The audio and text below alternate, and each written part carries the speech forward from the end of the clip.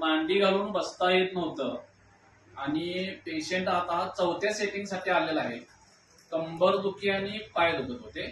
तर आता पेशंट चांगला मांडी घालून बसत आहे. आम्ही कायरोप्रॅक्टिक थेरपीची चौथी सेटिंग आता घेतो. मावशी, तुम्हाला काय काय होतंय आणि तुम्ही कुठून आला?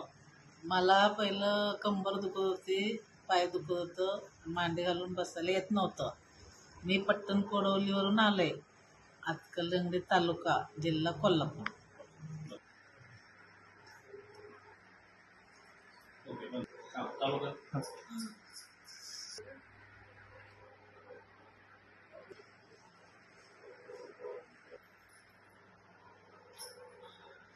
हात देगाव सोड. हं.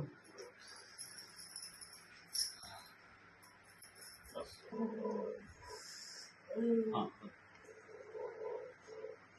बरं.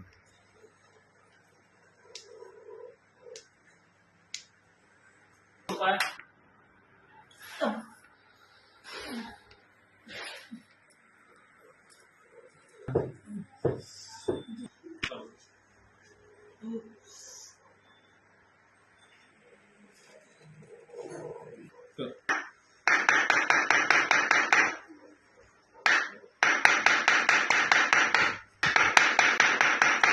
श्वास घे सोड.